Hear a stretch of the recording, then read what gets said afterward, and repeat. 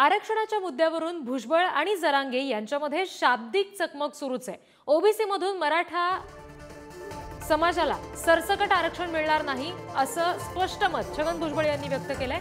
तर येत्या 2 महिन्यात सगळा मराठा समाज ओबीसी मध्ये असेल असं प्रत्युत्तर त्याला मनोज जरांगे पाटील यांनी दिलेलं आहे। तुम्हाला आरक्षण पाहिजे ना, आमचा पाठिंबा आहे, पण ते आरक्षण जे आहे स्वतंत्र घ्या। 10% घ्या, 12% घ्या, 15% घ्या, ते स्वतंत्र आरक्षण घ्या। पण यांचं म्हणणं नाही, आम्हाला ओबीसी मधूनच सगळ्या मराठा समाजाला आरक्षण पाहिजे, मिळणार नाही। ओबीसी मधून संपूर्ण मराठा समाजाला आरक्षण मिळणार नाही म्हणजे नाही।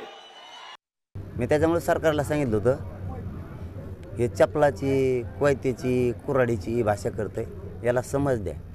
त्याला माहीतच नाही मराठ्याच्या घरात काय आहे। तू जरा दमधर, हिशोब पुरा होणार आहे। एकदा आरक्षण मिळू दे, आमचा शांततेत लढा चाललेला आहे, हिशोब पुरा होणार आहे। तुम्हाला आरक्षण हवं आहे तर आमचा तुम्हाला पाठिंबा आहे, पण ओबीसी मधून मिळणार नाही, स्वतंत्र घ्या। ओबीसी मधूनच घेणार आम्ही। ओबीसी आयोग आहे की मराठा आयोग आहे याची आता शंका वाटते, म्हणजे जो आयोग नेमण्यात आला आहे मराठा आरक्षणासाठी त्यावरती म्हणतात। आम्हाला तो यावरच शंका आहे, तो माणूस आहे का नाही।